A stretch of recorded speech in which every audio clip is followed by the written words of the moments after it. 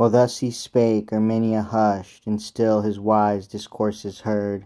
With great attention, his speech is grave, those idle fancies kill, which in her troubled soul bred such dissension. After much thought, reformed was her will, within those woods to dwell was her intention, till fortune should occasion new afford, to turn her home to her desired lord. She said therefore, O shepherd fortunate, that troubles some didst whilom feel and prove, yet livest now in this contented state, let my mishap thy thoughts to pity move, to entertain me as a willing mate in shepherd's life which I admire and love. Within these pleasant groves perchance my heart of her discomforts may unload some part.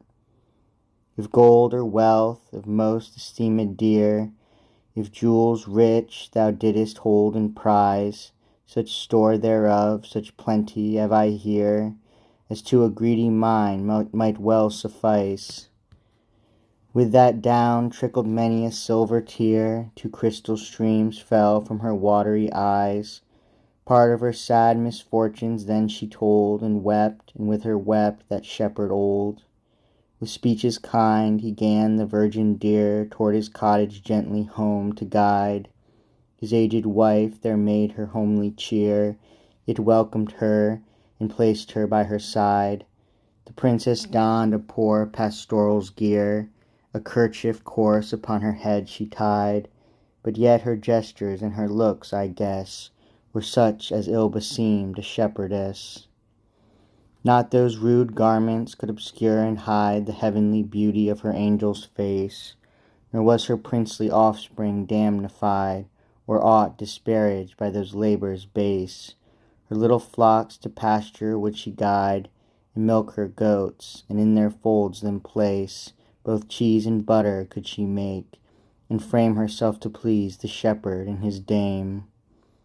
But oft, when underneath the greenwood shade her flocks lay hid from Phoebus' scorching rays, unto her night she songs and sonnets made, and them engraved in bark on beach of bays. She told how Cupid did her first invade, how conquered her, and ends with Tancred's praise. And when her passions rich she overread, again she mourned, again salt tears she shed. You happy trees forever keep, quoth she, this woeful story in your tender rind. Another day under your shade, maybe, will come to rest again some lover kind, who if these trophies of my griefs he see, shall feel dear pity pierce his gentle mind. With that she sighed and said, too late I prove there is no troth in fortune, trust, and love. Yet may it be, if gracious heavens attend the earnest suit of a distressed wight, at my entreat they will vouchsafe to send to these huge deserts that unthankful night, that when to earth the man his eyes shall bend, and sees my grave, my tomb, in ashes light, my woeful death his stubborn heart may move, with tears and sorrows to reward my love. So, though my life hath most unhappy been, at least yet shall my spirit dead be blessed, my ashes cold shall, buried on this green, enjoy that good this body ne'er possessed. Thus she complained to the senseless treen, floods in her eyes and fires were in her breast. But he for whom these streams of tears she shed wandered far off, alas, as chance him led. He followed on the footsteps he had traced, till in high woods and forests old he came, where bushes, thorns, and trees so thick were placed, and so obscure the shadows of the same, that soon he lost the track wherein he paced. Yet went he on, which way he could not aim, but still attentive was his longing ear, if noise of horse or noise of arms he hear.